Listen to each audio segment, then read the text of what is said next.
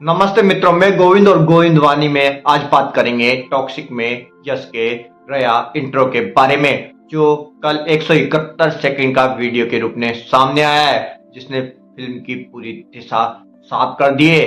अंधेरा है इतना गहरा कि जमीन और आसमान का फर्क मिट चुका है।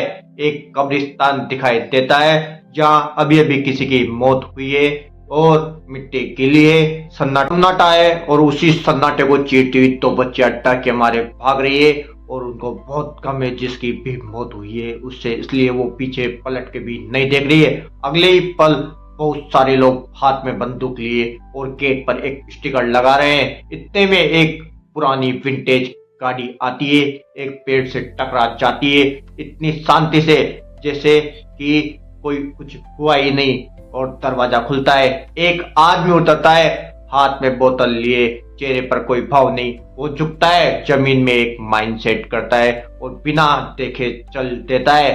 जोरदार धमाका होता है, धुआं उठता है, आग फैलती है। उसी पल समझ में आता है ये कहानी किसी हीरो की नहीं। अगर यहाँ तक की शुरुआत आपको पकड़ रही है तो वीडियो को लाइक कर देना, क्योंकि आगे और भी ज्यादा गहराई है।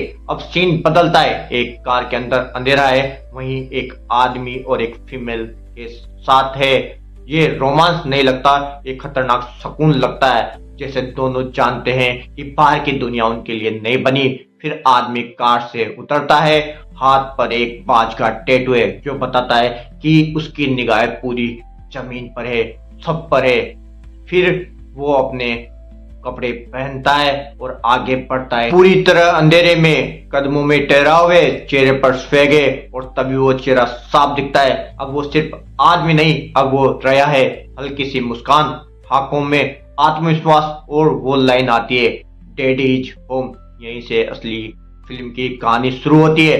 पहले पोस्टर में उनका चेहरा इसलिए नहीं दिखाया गया क्योंकि चेहरा जरूरी नहीं था, जरूरी था इंसान अंधेरे से नहीं आया बल्कि अंधेरे में ही बनाए। दूसरे लुक में सिगरेट और खामोशी से रया बोलता नहीं, वो करता है डैडी इज होम। कोई डायलॉग नहीं बल्कि अधूरे काम की वापसी का ऐलान। टॉक्सिक के फीमेल पोस्टर की बात करते हैं, जहां से ही असली टॉक्सिसिटी शुरू होती है। गंगा वो रिश्ता है जहां रया को लगा था कि वो इंसान बन सकता है, लेकिन यही सबसे ज्यादा वो टूटता है और उससे सबसे ज्यादा कमजोरी लगती है। एलिजाबेथ के पास ताकत है, सिस्टम है जो बस इस्तेमाल करती है और फेंक देती है। नादिया मासूमियत है जो दुनिया में सबसे पहले मरती है। अगर आपको लग रहा है ये सब जुड़ रहा है तो कमेंट में बताना आपको सबसे ज्यादा डेंजर कैरेक्टर कौन लग रहा है। रेबेका दिमाग से खेलने वाली है जो गोलियां नहीं चलाती बल्कि फैसले बदलती है, और मेलिसा है जो सब कुछ टूटने के बाद आती है, या तो जोड़ने के लिए या पूरी तरह खत्म करने के लिए। अब प्रेडिक्शन साफ है, पहले हिस्से में रया सिस्टम का हथियार बनता है, हिस्से में धोखा, मौतें और वो बच्चियां उसकी यादों में रह जाती है, और तीसरे हिस्से में वो लौटता है। अब वो किसी का आदमी नहीं, अब वो सिस्टम की सबसे बड़ी गलती है। अब एंडिंग में कोई भी जीत नहीं होगी, या तो रया सिस्टम मिटा देगा या सिस्टम को हिला देगा। अगर आप ऐसी कहानियों का आगे भी सुनना चाहते हो तो एक सब्सक्राइब जरूर कर देना, क्योंकि आपका एक सब्सक्राइब हमारी आवाज को ताकत। आखिरी में सवाल यही बचेगा कि रया सही है या गलत। इसका जवाब फिल्म नहीं देगी, ये जवाब आपको देना है। फिर मिलेंगे।